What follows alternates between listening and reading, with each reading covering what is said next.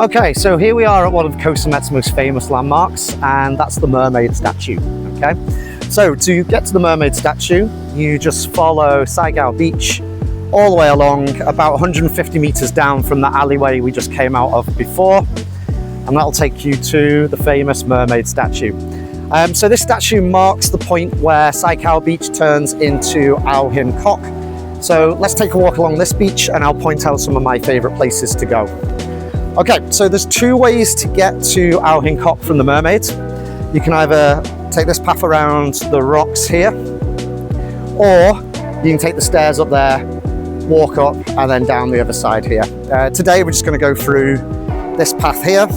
Now, if you're coming this way, you should be aware you have to step over some rocks. So if you've got any mobility issues, that might be an issue. So you might want to go up the stairs that way. Okay.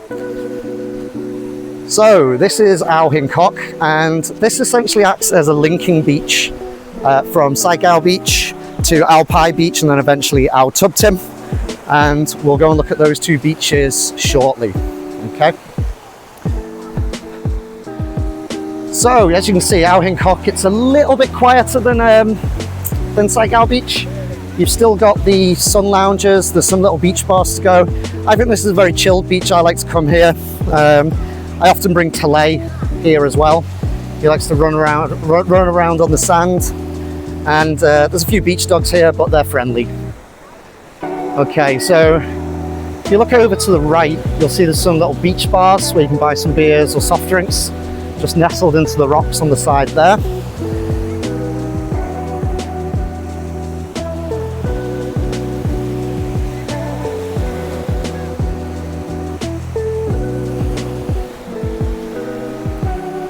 And you'll notice as we walk, there's plenty of food vendors selling all different kinds of food, sari, sunglasses, things like that.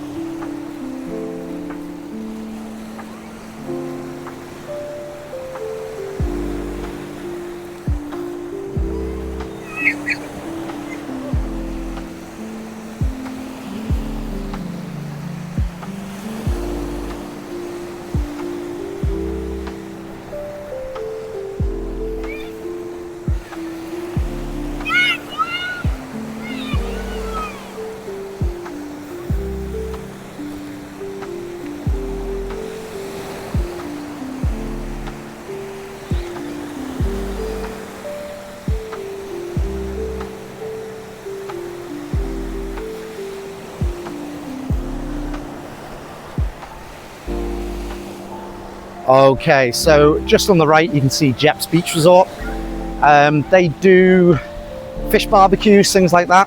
I've actually never eaten there myself, but it looks nice from the roadside. And just here next to Jep's is one of my favorite places to come. So this is Flow Beach Cafe. So in here you can get all kinds of vegetarian food. There's also a little gym in there. I've written about that in our blog. And they've got a really nice selection of Chinese green tea as well. So come and check this place out. It's definitely worth a visit. And also coming up here is another of my favorite places. So this bar coming up on the right is called Cheers Bar. It's fairly new. It only opened probably at the beginning of this high season. And I've included this in our interactive map guide because it's a really nice place to come as the day turns into night. So they've got these chairs out here, and when we get a bit closer I'll show you.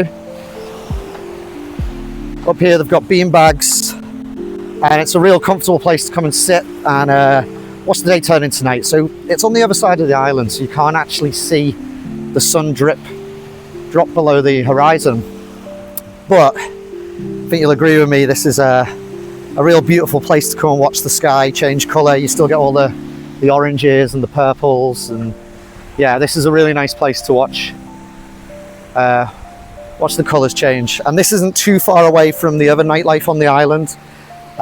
So if you've read our nightlife guide, you'll have read about Gecko Bar and you'll have read about Silver Sounds, and they're a very short walk from here. So this bar here, it's a nice place to start your evening. Okay, so we're getting towards the end of Ao Hin Khok now. So you can walk through here. There's a lot of beautiful rocks here. People make rock stacks as well, so that's worth coming. You can get some dramatic looking photos there. And just on the other side of this is Ao Phai and Ao Thub Tim. So let's go and take a look at those beaches.